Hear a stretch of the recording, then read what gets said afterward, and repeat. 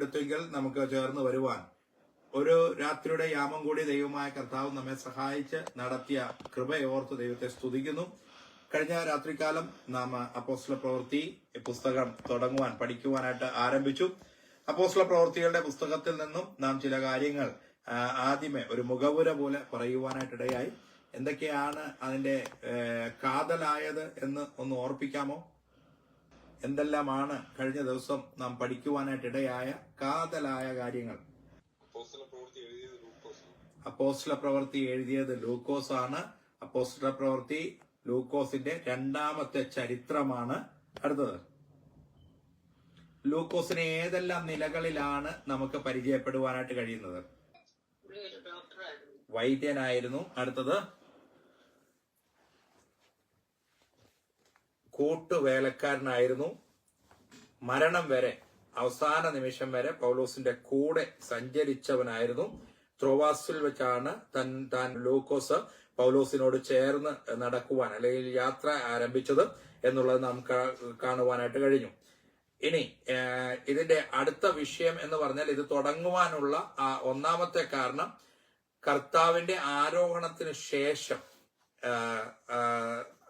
എന്തെല്ലാമാണ്, അല്ലെങ്കിൽ താൻ ജീവിച്ചിരിക്കുന്നു എന്ന് അനേക ദൃഷ്ടാന്തങ്ങളാൽ ബോധ്യപ്പെടുത്തി. അത് 40 ദിവസത്തോളം അവർ കർത്താവ് അപ്രകാരം എല്ലാവരുടെയും അടുക്കൽ കടന്നു എന്ന വിവരിക്കുന്നതായ കാര്യമാണ് ലൂക്കോസ് മുന്നമേ എഴുതിയിരിക്കുന്നത് എന്ന് നമുക്ക് മനസ്സിലായി. ഇതൊരു ഇൻകംപ്ലീറ്റ് പുസ്തകമാണ് എന്ന് പറയുവാനായിട്ടിടയായി. എന്തുകൊണ്ടാണ് അതൊരു ഇൻകംപ്ലീറ്റ് പുസ്തകം എന്ന് പറഞ്ഞതെന്ന് ഓർക്കുന്നുണ്ടോ? ആമേൻ. പരിശുദ്ധാത്മാവിന്റെ പ്രവർത്തികൾ ഇന്നും നടന്നുകൊണ്ടിരിക്കുന്നത് കൊണ്ട് ഈ പ്രവൃത്തി തുടർമാനമായി കർത്താവിന്റെ വരവ് വരെ നടക്കേണ്ടതാണ് എന്നുള്ളത് നാം അറിയുവാൻ, അല്ലെങ്കിൽ നാമും അപ്രകാരം ചെയ്യുവാനായിട്ട് ഒരുങ്ങി മുന്നോട്ട് പോകണം എന്നുള്ളതാണ്. അപ്പോ ഇത് ചെയ്യുവാൻ കർത്താവ് സഭയെ പണിതില്ല, സഭ തുടങ്ങിയില്ല. ഇത് ചെയ്യുവാനായിട്ട് 12 ശിഷ്യന്മാരെ ഏൽപ്പിച്ചു. അവർ എന്തു ചെയ്തു എന്നുള്ളതാണ് ഈ പുസ്തകത്തിന്റെ ഇതിവൃത്തം എന്ന് പറയുന്നത്. ഉൽപ്പത്തി പുസ്തകത്തിൽ എല്ലാം തുടങ്ങി എന്ന് പറയുന്നത് പോലെ അപ്പോസ്തല പ്രവൃത്തികളുടെ പുസ്തകവും ചില കാര്യങ്ങൾ, തുടങ്ങിയ കാര്യങ്ങളെ കുറിച്ച് വിവരിപ്പാനായിട്ടിടയായി. പരിശുദ്ധാത്മാവിന്റെ ആഗമനം, ഒന്നാമത്തെ സഭയുടെ രൂപീകരണം, ഒന്നാം പ്രസംഗം, ഒന്നാമത്തെ ട്യൂഷൻ, ഒന്നാമത്തെ പ്രയർ മീറ്റിംഗ്, ഒന്നാമത്തെ പാപം, പരിശുദ്ധാത്മാവിനോട് വ്യാജം കാണിക്കുന്നത്, ഒന്നാമത്തെ അഡ്മിനിസ്ട്രേറ്റീവ് പ്രോബ്ലം, അവരുടെ ജീവിതത്തിലെ അവരുടെ ആഭ്യന്തര പ്രശ്നമായി ഉടലെടുത്ത ഒരു കാര്യം, ഫസ്റ്റ് മാട്രിഡം എന്ന് പറഞ്ഞാൽ രക്തസാക്ഷിത്വം, ഫസ്റ്റ് ഇവാഞ്ചലിസം, ഫസ്റ്റ് ജെന്റൈൽ ജാതിക സഭ, ആദ്യത്തെ കൗൺസിൽ എന്ന് പറഞ്ഞാൽ പ്രധാനപ്പെട്ട വ്യക്തികളെല്ലാം കൂടി തീരുമാനമെടുക്കേണ്ടതിന് കൂടി വന്നതായ ആദ്യത്തെ കൗൺസിൽ, ആദ്യത്തെ മിഷൻ ദൗത്യവുമായി പോകുന്നത്, ആദ്യത്തെ mission meeting, first church in Europe, ആദ്യമായി യൂറോപ്പിലുള്ള സഭ, അത് ഫിലിപ്പിയിലാണ് എന്ന് പഠിപ്പിക്കുവാനായിട്ടിടയായി. അടുത്തത് 5P വെച്ചുള്ളതാണ്. Person of the book, power of the book, preachers of the book, places of the book, programme of the book. പ്രധാന ചിന്ത എന്നുള്ളത് എന്താണ്? ഈ പുസ്തകത്തിന്റെ കീ വേഴ്സ് എന്ന് പറയുന്നത് ഏത് വാക്യമാ? 1:8. അപ്പോസ്തല പ്രവൃത്തി 1:8. എന്താണ് അത് പറയുന്നത്? ഒന്ന് ആരെങ്കിലും വായിച്ചേ, വാക്യം ഒന്ന് വായിച്ചേ. 1:8. എന്നാൽ പരിശുദ്ധാത്മാവ് നിങ്ങളുടെ മേൽ വരുമ്പോൾ നിങ്ങൾ ശക്തി ലഭിച്ചിട്ട് യെരൂശലേമിലും യഹൂദ്യയിൽ എല്ലായിടത്തും ശമര്യയിലും ഭൂമിയുടെ അറ്റത്തോളവും എന്റെ സാക്ഷികളാകും എന്ന് പറഞ്ഞു. അപ്പോ ഇതാണ് കർത്താവിന്റെ ആ നിയോഗം എന്ന് പറയുന്നത്. അതായത് മത്തായി സുവിശേഷം 28-ാം അധ്യായം അതിന്റെ 18 മുതലുള്ള വാക്യങ്ങളിൽ ഉദ്ധരിച്ചുകൊണ്ട് രണ്ടും കൂടി കമ്പൈൻ ചെയ്ത് പറയാനായിട്ട് ഉതകുന്ന, അതായത് നിങ്ങൾ ഇവിടം വിട്ട് വാങ്ങിപ്പോകരുത് എന്ന് പറഞ്ഞാൽ പരിശുദ്ധാത്മാവിനെ പ്രാപിക്കുവാനായിട്ട് നിങ്ങൾ ആയിരിക്കണം എന്ന് പറഞ്ഞത് അവിടെയാണ്. അത് പ്രാപിച്ചതിന് ശേഷമാണ് ഇവർക്ക് യാത്ര പുറപ്പെടാനുള്ള അനുവാദം പോലും ഉണ്ടായിരുന്നുള്ളൂ എന്നുള്ളതാണ്. അപ്പോൾ കർത്താവിന്റെ ആ പരിശുദ്ധാത്മാവിന് വേണ്ടി ഈ ശിഷ്യന്മാർ എത്ര ദിവസം കാത്തിരുന്നു എന്നുള്ളത് ഞാൻ കഴിഞ്ഞ ക്ലാസ്സുകളിൽ പഠിപ്പിച്ചാണ്. കഴിഞ്ഞ ദിവസം ഓർപ്പിച്ചില്ല. കാരണം 40 ദിവസം ശിഷ്യന്മാരോട് കൂടെ കർത്താവ് ഉണ്ടായിരുന്നു. അപ്പോൾ 50-ാം ദിവസമാണ് പെന്തക്കോസ് നാൾ എന്ന് പറയുന്നത്. 49 7 ആഴ്ചവട്ടം കഴിയുന്ന പെസഹയുടെ 7 ആഴ്ചവട്ടം കഴിഞ്ഞിട്ട് അതിന്റെ പിറ്റേ ദിവസമാണ് പെന്തക്കോസ് പെരുന്നാൾ എന്ന് പറയുന്നത്. ആ പെന്തക്കോസ് ദിവസമാണ്.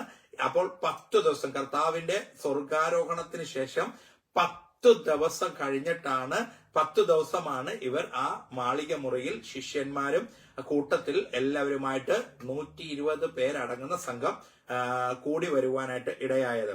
അതിൽ നമുക്ക് കഴിഞ്ഞ ദിവസം ഞാൻ ഓർപ്പിച്ചു, 1-ാം നൂറ്റാണ്ടിലെ സഭ എന്തിന്റെ സാക്ഷിയാണായത് എന്ന് ചോദിക്കുവാനായിട്ട് ഇടയായി. പുനരുത്ഥാനത്തിന്റെ സാക്ഷി. അപ്പോസ്തല പ്രവൃത്തി 13-ാം അധ്യായം 30-31 വാക്യങ്ങൾ നാം വായിക്കുമ്പോൾ, അപ്പോസ്തല പ്രവൃത്തി 13-ന്റെ 30-31 വാക്യം. ദൈവമോ അവനെ മരിച്ചവരിൽ നിന്ന് ഉയർത്തെഴുന്നേൽപ്പിച്ചു. അവൻ തന്നോട് കൂടെ ഗലീലയിൽ നിന്ന് യെരൂശലേമിലേക്ക് വന്നവർക്ക് ഏറെ ദിവസം പ്രത്യക്ഷനായി. അവർ ഇപ്പോൾ ജനത്തിന്റെ മുമ്പാകെ അവന്റെ സാക്ഷികളാകുന്നു. അവർ ഇപ്പോൾ ജനത്തിന്റെ മുൻപാകെ അവന്റെ സാക്ഷികളാകുന്നു എന്നുള്ളത്. 22-ന്റെ 15-ാം വാക്യം വായിക്കാം. നീ കാണുകയും കേൾക്കുകയും ചെയ്തതിന് സകല മനുഷ്യർക്കും നീ അവന്റെ സാക്ഷിയായി തീരും. സകല മനുഷ്യർക്കും നീ അവന്റെ സാക്ഷിയായി തീരും. 26-ന്റെ 16-ാം വാക്യം. നീ ഉപദ്രവിക്കുന്ന യേശു തന്നെ ഞാൻ. എങ്കിലും എഴുന്നേറ്റ് നിവർന്നു നിൽക്കുക. നീ എന്നെ കണ്ടതിനും ഇനി ഞാൻ നിനക്ക് പ്രത്യക്ഷനാവാനിരിക്കുന്നതിനും നിന്നെ ശുശ്രൂഷകനും സാക്ഷിയുമായി നിയമിപ്പാൻ ഞാൻ നിനക്ക് പ്രത്യക്ഷനായി. ശുശ്രൂഷകനും സാക്ഷിയുമായി നിയമിപ്പാൻ ഞാൻ നിനക്ക് പ്രത്യേക. പൗലോസിന്റെ ആ അനുഭവമാണ് അവിടെ പറഞ്ഞു വരുന്നത്. അപ്പോൾ പരിശുദ്ധാത്മാവിന്റെ ആ നിയോഗം വരുമ്പോൾ നാം എന്തായി തീരണം? കർത്താവിന്റെ സാക്ഷിയായി തീരണം എന്നുള്ളതാണ്. അപ്പോൾ പരിശുദ്ധാത്മാവ് അഭിഷേകം പ്രാപിച്ച ഒരു വ്യക്തിക്ക് എന്തായി തീരുവാനായിട്ട് ഇടയാകണം? കർത്താവിന്റെ സാക്ഷിയായി തീർന്നെങ്കിൽ മാത്രമേ ആ നിയോഗം ഞാനും നിങ്ങളും പ്രാപിച്ചു എന്ന് പറയുവാനായിട്ട് സാധിക്കുകയുള്ളൂ. അപ്പോൾ റിസീവ് പവർ, അത് കഴിഞ്ഞിട്ട് ആ പരിശുദ്ധാത്മാവിന്റെ ശക്തി പ്രാപിക്കണം. അതിനുശേഷം വിറ്റ്നസ് ചെയ്യണം, അതായത് സാക്ഷിയാകണം. പിന്നെ എന്ത് ചെയ്യണം? എവിടെയാണ് സാക്ഷിയാകേണ്ടത്? ഭൂമിയുടെ അറ്റത്തോളം, everywhere, wherever you can go, wherever you can reach, ആ സ്ഥലങ്ങളിലെല്ലാം നാം ആകണം എന്നുള്ള. അപ്പൊ യെരൂശലേമിൽ സാക്ഷ്യം പറഞ്ഞു തുടങ്ങി. 1-ാം അധ്യായം 8-ാം വാക്യത്തിൽ അവർ കേട്ടത് പ്രകാരം യെരൂശലേമിൽ സാക്ഷ്യം പറഞ്ഞു തുടങ്ങി. 28-ാം അധ്യായമായപ്പോഴത്തേക്കും റോം മെട്രോപൊളിറ്റൻ, അന്നത്തെ മെട്രോപൊളിറ്റൻ സിറ്റിയായ റോമിൽ വരെ അത് എത്തത്തക്കവണ്ണം ദൈവത്തിന്റെ ആത്മാവിന്റെ ശക്തി, പരിശുദ്ധാത്മാവിന്റെ ശക്തി ശിഷ്യന്മാരിൽ കൂടി വ്യാപരിച്ചു എന്നുള്ളത് നമുക്ക് കാണുവാനായിട്ട് കഴിയുന്നു. അപ്പോ അവിടെ നമുക്ക് കാണുവാൻ ശമരിയയിൽ, യഹൂദയിൽ, ശമരിയയിൽ, യെരൂശലേമിൽ, അത് കഴിഞ്ഞ് ലോകത്തിന്റെ അറ്റത്തോളം എന്ന് പറഞ്ഞാൽ അന്നത്തെ രീതി അനുസരിച്ച് ഏറ്റവും പ്രധാനപ്പെട്ട നഗരങ്ങളിൽ ഒന്നായ റോമിൽ വരെ അത് ചെല്ലുവാനായിട്ട് ഇടയായി. ഇനി ഈ പുസ്തകത്തിന്റെ സ്ട്രക്ചർ ഒന്ന് നോക്കുകയാണെങ്കിൽ നമുക്ക് കാണുവാൻ കഴിയും 28 അധ്യായങ്ങൾ ഉണ്ട് എന്നുള്ളത് നമുക്ക് നമ്മുടെ കണ്ണാലെ കാണുവാനായിട്ട് കഴിയും. 28 അധ്യായങ്ങൾ. അതിനെ രണ്ടായി തിരിക്കുവാനായിട്ട് നമുക്ക് സാധിക്കും. 1 മുതൽ 12 വരെ മിനിസ്ട്രി ഓഫ് പീറ്റർ, പത്രോസിന്റെ ശുശ്രൂഷയാണ്. 13 മുതൽ 28 വരെ പൗലോസിന്റെ ശുശ്രൂഷയാണ് നമുക്ക് കാണുവാൻ കഴിയുന്നത്. പത്രോസിന്റെ ശുശ്രൂഷയിൽ പ്രവർത്തന കേന്ദ്രം എന്ന് പറയുന്നത് ജെറുസലേം ആയിരുന്നു. അതായത് യഹൂദ, യെരൂശലേം, ശമര്യ എന്നീ പട്ടണങ്ങളെ ക്രോഡീകരിച്ചുകൊണ്ട് യെരൂശലേം ആയിരുന്നു അവരുടെ കേന്ദ്രസ്ഥാനം. അതായത് പ്രധാന ഓഫീസ് എന്ന് പറയുന്നത് യെരൂശലേം ആയിരുന്നു. 13 മുതൽ 24 വരെയുള്ള വാക്യങ്ങൾ മിനിസ്ട്രി ഓഫ് പോളിന്റേതിൽ നാം നോക്കുമ്പോൾ പോളിന്റെ പ്രധാന സ്ഥിരാകേന്ദ്രം അല്ലെങ്കിൽ ഓഫീസ് കേന്ദ്രം എന്ന് പറയുന്നത് അന്ത്യോക്യ ആയിരുന്നു എന്നുള്ളത് നമുക്ക് കാണുവാൻ കഴിയും. മെസ്സേജ്, ഇവരുടെ മെസ്സേജ് എന്തായിരുന്നു അറിയാമോ? മെസ്സേജ് എന്ന് പറഞ്ഞാൽ ഒറ്റ വാക്ക്, എന്തായിത്തീരണം. പത്രോസിന്റെ മെസ്സേജിന്റെ കാതലായ ഒറ്റ വാക്ക് എന്തായിരുന്നു അറിയാമോ? മാനസാന്തരം. Praise the Lord. മാനസാന്തരമായിരുന്നു. അപ്പോസ്തല പ്രവൃത്തി 2-ാം അധ്യായം 36 മുതൽ വായിക്കുമ്പോൾ നമുക്ക് കാണുവാൻ കഴിയും. 38-ാം വാക്യം ഒന്ന് വായിക്കാം. മാനസാന്തരപ്പെട്ട് നിങ്ങളുടെ പാപങ്ങളുടെ മോചനത്തിനായി ഓരോരുത്തർ യേശുക്രിസ്തുവിന്റെ നാമത്തിൽ സ്നാനമേൽപ്പിൻ, എന്നാൽ പരിശുദ്ധാത്മാവെന്ന ദാനം ലഭിക്കും. അതിന് മുൻപായിട്ട് അവരുടെ അതിലേക്ക് ഞാൻ വരുന്നുണ്ട്. 38-ാം വാക്യത്തിൽ നിങ്ങൾ മാനസാന്തരപ്പെടണം. എന്തുകൊണ്ടാണ് അപ്പോസ്തലനായ പത്രോസ് യഹൂദന്മാരോട് നിങ്ങൾ മാനസാന്തരപ്പെടണം എന്ന് പറഞ്ഞത്? മാനസാന്തരപ്പെടണമെന്ന് പറഞ്ഞാൽ കർത്താവ് അവരുടെ ഇടയിലേക്ക് വന്നിട്ട് പോലും അവർ ആ രക്ഷ സ്വീകരിപ്പാനായിട്ട് ഇടയായില്ല. ഇപ്പോൾ ഈ പറഞ്ഞതായ പ്രസംഗത്തിന് മുൻപാകെ അവർ കുത്തുകൊള്ളുവാൻ തങ്ങൾ അറിഞ്ഞ തങ്ങൾക്ക് വേണ്ടി കടന്നു വന്ന യേശു ക്രിസ്തുവിനെ അവർ തിരിച്ചറിഞ്ഞപ്പോഴാണ് അവർ ചോദിക്കുവാനായിട്ട് ഇടയായത്. അത് പ്രകാരമാണ് അവരോട് മാനസാന്തരപ്പെടണമെന്ന് പറഞ്ഞത്. ജാതികളുടെ അപ്പോസ്തലനായ പൗലോസിന്റെ ഏറ്റവും പ്രധാനമായ മുഖ്യ പ്രഭാഷണത്തിന്റെ മുഖ്യ വാക്ക് എന്തായിരുന്നു? പത്രോസിന്റെ മാനസാന്തരമായിരുന്നു. പൗലോസിന്റെ അല്ല, പൗലോസിന്റേത് വിശ്വാസം എന്നതാണ്. ജാതികളിലേക്ക് വന്നപ്പോൾ ഈ ബാരിയേഴ്സ് ഒന്നും തന്നെ ഇല്ല. കർത്താവായ യേശു ക്രിസ്തുവിൽ വിശ്വസിപ്പീൻ, എന്നാൽ നീയും നിന്റെ കുടുംബവും രക്ഷ പ്രാപിക്കും. ഇപ്പൊ രണ്ടുപേരുടെയും ആ പ്രസംഗത്തിൻ്റെതായ കാതൽ നമുക്ക് അറിയുവാനായിട്ട് കഴിയുന്നുണ്ട്. ഇവിടെ ഇതിന്റെ ഈ പുസ്തകത്തിൽ കൂടി നാം അവലോകനം ചെയ്തു പോകുമ്പോൾ formation and spread of church, സഭയുടെ രൂപീകരണവും വ്യാപനവും നമുക്ക് കാണുവാനായിട്ട് കഴിയും. Extension of the gospel to gentiles, സുവിശേഷം യഹൂദ്യ അല്ലെങ്കിൽ ഇസ്രായേലിൽ നിന്നുകൊണ്ട് ജാതികളിലേക്ക് വ്യാപരിക്കുന്നത് നമുക്ക് കാണുവാനായിട്ട് കഴിയുന്നുണ്ട്. അപ്പം കർത്താവായ യേശു ക്രിസ്തുവിന്റെ മെയിൻ തീം എന്ന് പറഞ്ഞത് എല്ലാവരെയും ഒരുപോലെ അനുഗ്രഹിക്കേണ്ടതിനാണ്. അപ്പോ അവൻ സ്വന്തത്തിലേക്ക് വന്നു, സ്വന്തമായവരോ അവനെ കൈക്കൊണ്ടില്ല. ദൈവം ഇങ്ങനെ ഒരു അവസരം ഉണ്ടാക്കിയത്, അമ്മണിയാന്റെ നേരത്തെ സൂചിപ്പിച്ചതായ ആ വാക്യം, അവനെ കൈക്കൊണ്ട് അവന്റെ നാമത്തിൽ വിശ്വസിക്കുന്ന ഏവർക്കും രക്ഷ നൽകാൻ വേണ്ടിയാണ്.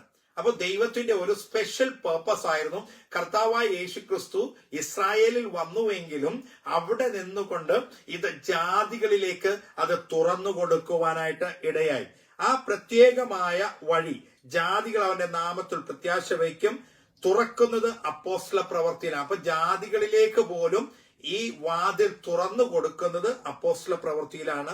അതിനുവേണ്ടി ദൈവം ഉപയോഗിച്ച ദൈവദാസൻ ജാതികളിലേക്ക് ഇത് തുറന്നു കൊടുക്കുവാൻ, അല്ലെങ്കിൽ തുറന്ന ആയ ആ വാതിലിലേക്ക് മറ്റുള്ളവരെ കൂടി പ്രവേശിപ്പിക്കുവാൻ ദൈവം ഉപയോഗിച്ച വ്യക്തി എന്ന് പറയുന്നത് അപ്പോസ്തലനായ പൗലോസ് ആണ്. The life and work of Paul also describe. അതുകൊണ്ടാണ് അപ്പോസ്തലനായ പൗലോസിന്റേതായ ജീവിതവും പ്രവൃത്തികളും ഈ പുസ്തകത്തിൽ ആലേഖനം ചെയ്തിരിക്കുന്നത്. പൗലോസ് പറയുകയാണ്, വളരെ കോൺഫിഡന്റ് ആയിട്ട് ഒരു കാര്യം പറയുന്നുണ്ട്. കൊലോസ്യ ലേഖനം 1-ാം അധ്യായം 23-ാം വാക്യം. കൊലോസ്യ ലേഖനം 1-ാം അധ്യായം 23-ാം വാക്യം. ആകാശത്തിന് കീഴെ സകല സൃഷ്ടികളുടെയും ഇടയിൽ ഘോഷിച്ചും പൗലോസ് എന്ന ഞാൻ ശുശ്രൂഷകനായി തീർന്നും നിങ്ങൾ കേട്ടുപിടിക്കുന്ന സുവിശേഷത്തിന്റെ പ്രത്യാശയിൽ നിന്ന് നിങ്ങൾ ഇളകാതെ അടിസ്ഥാനപ്പെട്ടവരും മതി മതി മതി മതി മതി ആ വാക്യത്തിന്റെ ആരംഭത്തിൽ ഒന്നുകൂടി ഒന്ന് വായിച്ചേ. ആകാശത്തിന് കീഴെ സകല സൃഷ്ടികളുടെയും ഇടയിൽ ഘോഷിച്ചും സകല സൃഷ്ടികളുടെ ഇടയിൽ എന്ന് പറഞ്ഞാൽ അന്നത്തെ കാലഘട്ടത്തിൽ എല്ലാവരും അറിയത്തക്കവണ്ണമായിരുന്നു പൗലോസിന്റെ വചനഘോഷണം എന്ന് പറയുന്നത്. ഏത് സ്ഥലത്ത് ചെന്നാലും അവിടുത്തെ പള്ളിയിൽ ആദ്യമേ ചെന്ന് ശുശ്രൂഷിക്കും.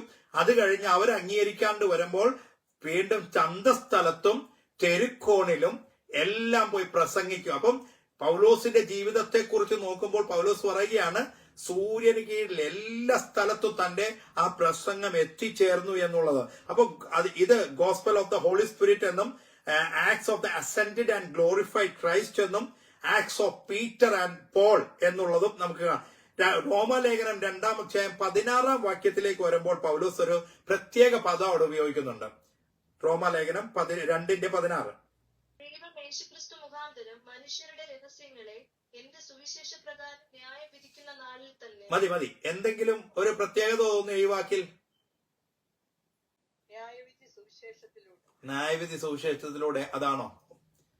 ഒന്നുകൂടി വായിച്ചോ. 2:16. ദൈവം യേശുക്രിസ്തു മുഖാന്തരം മനുഷ്യരുടെ രഹസ്യങ്ങളെ എന്റെ സുവിശേഷ പ്രകാരം ന്യായം വിധിക്കുന്ന നാളിൽ തന്നെ. ആണ്. പക്ഷെ പൗലോസ് അവിടെ ഒരു എന്റെ സുവിശേഷം, അതെങ്ങനെ ശരിയാവുന്നേ? പൗലോസ് പറയുകയാണ് എന്റെ സുവിശേഷം. That means gospel of the Holy Spirit, gospel of the resurrected Christ became my gospel. മനസ്സിലായോ? പരിശുദ്ധാത്മാവിന്റെ സുവിശേഷം, ഉയർത്തെഴുന്നേറ്റ കർത്താവിന്റെ സുവിശേഷം, അത് എന്റെ സുവിശേഷമായി.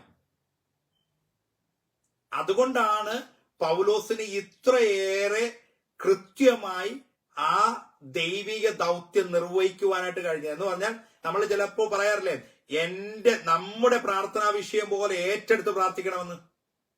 മറ്റുള്ളവരുടെ വിഷയം നമ്മുടെ പ്രാർത്ഥനാ വിഷയം പോലെ. This is the very good example. ഇതാണ് പൗലോസിന്റെ ജീവിതത്തിലെ ഏറ്റവും വലിയ മാതൃക എന്ന്. തന്നെ ഏൽപ്പിച്ചത് തന്റെ ജോലിയാക്കി അത് ഏറ്റെടുപ്പാൻ. കർത്താവിന്റെ വേലയാണ് ചെയ്യുന്നത്. അത് തന്നിൽ നിക്ഷിപ്തമാക്കി തന്നിരിക്കുന്ന വേല പോലെ ആത്മാർത്ഥമായി, very much dedicated, very much committed, അങ്ങനെ ശുഷ്കാന്തിയോടെ എങ്ങനെ താൻ സഭയെ ഉപദ്രവിക്കാൻ നടന്നോ അതിനേക്കാൾ ശ്രേഷ്ഠമായിട്ടാണ് കർത്താവിന്റെ വേലയ്ക്ക് വേണ്ടി ചുമൽ കൊടുക്കുവാൻ അപ്പോസ്തലനായ പൗലോസിന് ഇടയായത്. അപ്പോ അതുകൊണ്ടാണ് പൗലോസ് അങ്ങനെ പറയുവാനായിട്ട് ഇടയാകുന്നത്. അപ്പോ this book is a guide book to missions.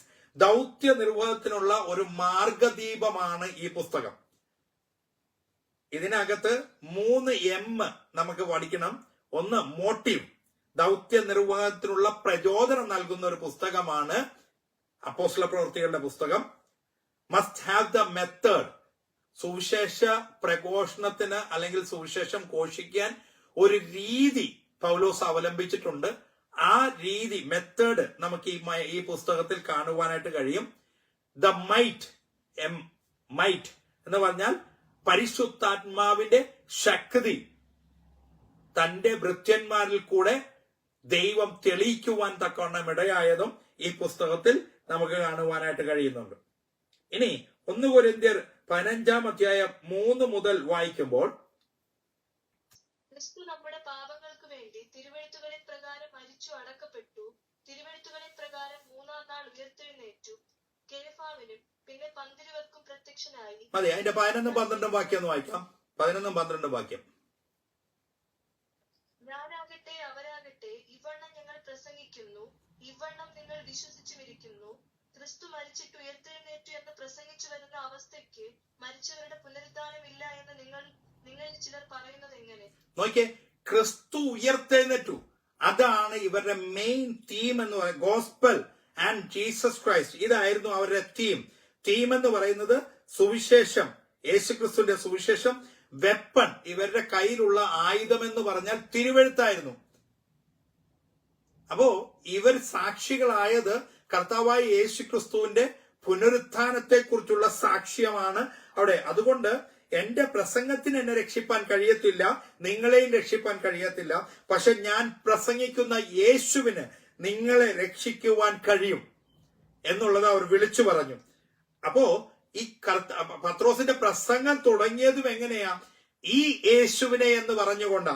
അപ്പോസ്തല പ്രവൃത്തി 2-ാം അധ്യായം 32 മുതൽ 36 വരെയുള്ള വാക്യങ്ങൾ. അതിനു മുൻപേ പ്രസംഗം തുടങ്ങി, പക്ഷെ അതെല്ലാം ഓരോ ഉദ്ധരണികളായിരുന്നു. 2-ന്റെ മുകളിൽ നമുക്ക് പ്രസംഗത്തിന്റെ ചില വാക്കുകൾ നമുക്ക് കാണുവാനായിട്ട് കഴിയും, പക്ഷെ അതെല്ലാം ഉദ്ധരണികളായിരുന്നു. ഈ ഉദ്ധരണികളെ ഉദ്ധരിച്ചുകൊണ്ട് പ്രസംഗ സബ്ജക്റ്റിലേക്ക് വന്നപ്പോൾ എന്താ പറയുന്നത്? അപ്പോസ്തല പ്രവൃത്തി 2-32 മുതൽ വായിക്കാം. ഈ യേശുവിനെ ദൈവം ഉയർത്തെഴുന്നേൽപ്പിച്ചു, അതിന് ഞങ്ങൾ എല്ലാവരും സാക്ഷികളാകുന്നു. മതി, നോക്കിയേ, ഈ യേശുവിനെ പിതാവായ ദൈവം ഉയർത്തെഴുന്നേൽപ്പിച്ചു, അതിന് ഞങ്ങൾ സാക്ഷികളാകുന്നു എന്ന് പറഞ്ഞു. 17-ാം വാക്യം ഉദ്ധരണികളാണ്. അന്ത്യകാലത്ത് യോവേൽ പ്രവാചകൻ മുഖാന്തരം. 25-ാം വാക്യം ഞാൻ കർത്താവിനെ എപ്പോഴും എന്നുള്ള ഉദ്ധരണിയാണ്. 35-ാം വാക്യം ഞാൻ നിന്റെ ശത്രുക്കളെ നിന്റെ പാദപീഠമാക്കുവോളം എന്നുള്ളതും ഉദ്ധരണിയാണ് അവിടെ കാണുന്നത്. പക്ഷേ അവിടെ നമുക്ക് കാണുവാൻ കഴിയുന്ന അടുത്ത കാര്യം എന്ന് പറഞ്ഞാൽ, ഇവർ പതിവ് പോലെ അപ്പോസ്തല പ്രവൃത്തി 17-ാം അധ്യായത്തിലേക്ക് നമുക്ക് ചെല്ലുമ്പോൾ ഇതിനൊരു രീതി ഉണ്ടായിരുന്നു, മെത്തേഡ് ഉണ്ടായിരുന്നു. പതിവ് പോലെ ശബത്തിൽ 3 ശബത്തിൽ തിരുവെഴുത്തുകളെ ആധാരമാക്കി ക്രിസ്തുവിനെ പ്രസംഗിച്ചു. ഇന്നത്തെ പ്രസംഗവും അന്നത്തെ കാലത്തെ പ്രസംഗവും തമ്മിൽ നാം ഒന്ന് സംയോജിപ്പിച്ചു നോക്കണം. കാരണം ഇന്നത്തെ പ്രസംഗത്തിന്റെ മുഖ്യമായ കാരണം എന്ന് പറഞ്ഞാൽ രോഗശാന്തിയും അത്ഭുത വിടുതലും അതുപോലെ തന്നെ പ്രചോദനം നൽകുന്ന ഒരു വാക്യം എടുത്തുകൊണ്ട് സംസാരിക്കുന്നതുമാണ്.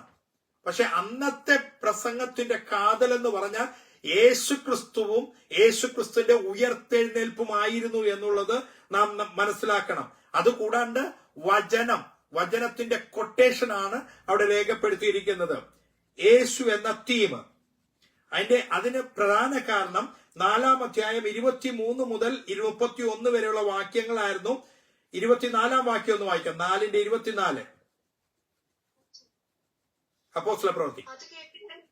അത് കേട്ടിട്ട് അവർ ഒരുമനപ്പെട്ട് ദൈവത്തോട് നിലവിളിച്ചു പറഞ്ഞത്, ആകാശവും ഭൂമിയും സമുദ്രവും അവയിലുള്ള സകലവും ഉണ്ടാക്കിയ നാഥനെ. ഒരുമനപ്പെട്ടു. ഇതാണ് രണ്ടാമത്തെ വിഷയം. സഭകളില്ലാത്തത് ഒരുമനപ്പെട്ടു വരണം. ഏതൊരു കാര്യത്തിനും ഒരുമനപ്പെട്ട് കടന്നു വരുവാനായിട്ട് ഇടയാകണം എന്നുള്ളത് നാം മനസ്സിലാക്കണം. അപ്പോ മെത്തേഡ് എന്ന് പറയുന്നത് ഒരുമനപ്പെട്ടു വരണം, പ്രാർത്ഥന ഉണ്ടായിരിക്കണം. 27-ാം വാക്യത്തിൽ 4:27 നീ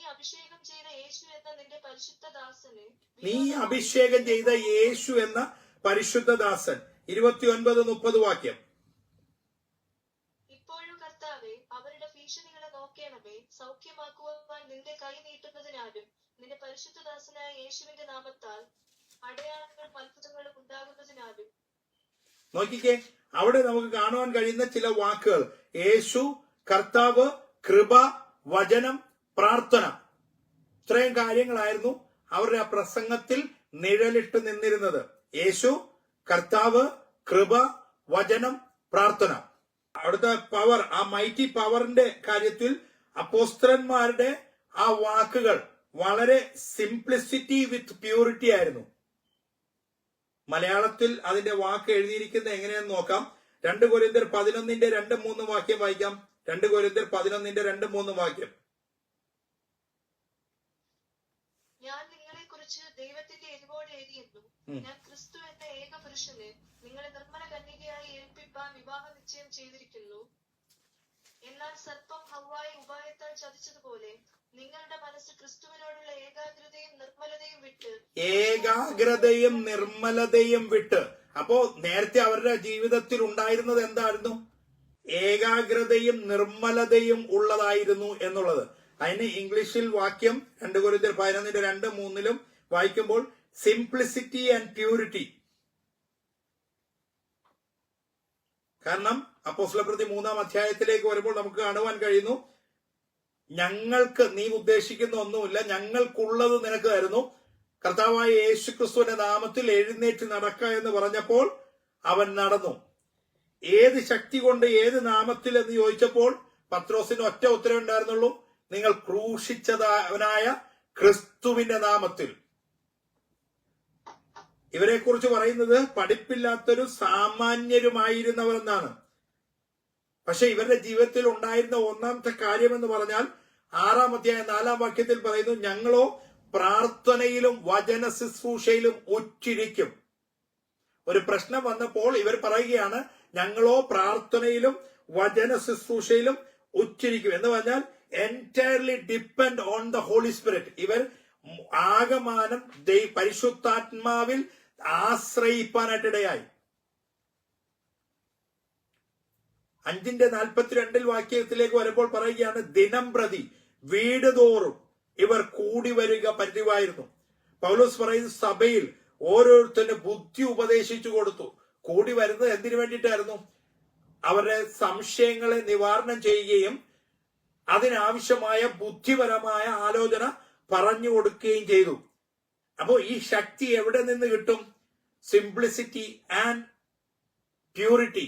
അത് നമ്മൾ സ്ട്രെയിറ്റ് ഫോർവേഡ് ആയിട്ട് ദൈവസന്നിധിയിലിരുന്ന് പ്രാപിക്കുവാനായിട്ട് ഇടയാകണം. വചനത്തിൽ അധിഷ്ഠിതമായി കൃപയിൽ നിറഞ്ഞ് യേശുവിനെ പ്രസന്റ് ചെയ്യുക. ഇതായിരിക്കണം നമ്മുടെ സുവിശേഷ ഘോഷണം. എന്താണ്? വചനത്തിൽ അധിഷ്ഠിതമായി കൃപയിൽ നിറഞ്ഞ് യേശുവിനെ പ്രസന്റ് ചെയ്യുക. നമ്മുടെ പ്രസംഗം എങ്ങനെയായിരിക്കണം? വചനത്തിൽ അധിഷ്ഠിതമായി കൃപയിൽ നിറഞ്ഞ് യേശുവിനെ പ്രസന്റ് ചെയ്യുവാനായിട്ട് കഴിയണം. നമ്മുടെ പ്രസംഗത്തിൽ യേശുവിനെ നമ്മൾ പ്രസന്റ് ചെയ്യുന്നില്ല എങ്കിൽ, ഏതൊരു വ്യക്തിയുടെ പ്രസംഗത്തിലാണെങ്കിലും യേശുവിനെ പ്രസന്റ് ചെയ്യുവാൻ കഴിയുന്നില്ലെങ്കിൽ ആ പ്രസംഗം വ്യർത്ഥമാണ്, വിടുതൽ സംഭവിക്കത്തില്ല. അവിടെ നടക്കുന്ന വിടുതലുകൾ എന്ന് പറയുന്നത് അത് നിങ്ങൾക്ക് തന്നെ ചിന്തിക്കാവുന്നതാണ്. അപ്പോൾ ഇന്ന് രാത്രികാലം ഞാനിവിടെ നിർത്തുവാനായിട്ട് ആഗ്രഹിക്കുകയാണ്. നാളെ നമുക്ക് അടുത്ത ക്ലാസ്സിലേക്ക് നമ്മുടെ ശ്രദ്ധയെ തിരിക്കാം. കേൾപ്പിക്കപ്പെട്ട നല്ല വചനങ്ങളെ ഓർത്ത്, നല്ല പാഠങ്ങളെ ഓർത്ത് ദൈവത്തെ സ്തുതിപ്പാനായിട്ട് ഇടയാകട്ടെ. ഈ ദിവസങ്ങളിലും നമ്മുടെ ജീവിതത്തിലും പരിശുദ്ധാത്മാവിൽ നിറഞ്ഞ് കർത്താവിനെ പ്രസന്റ് ചെയ്യുന്ന പ്രിയമുള്ളവരായി നാം ഓരോരുത്തരും കർത്താവിന്റെ പരിശുദ്ധാത്മാവിന്റെ ശക്തിയിൽ മുന്നോട്ട് പോകുവാൻ ദൈവമായ കർത്താവ് നമ്മെ സഹായിക്കുമാറാകട്ടെ.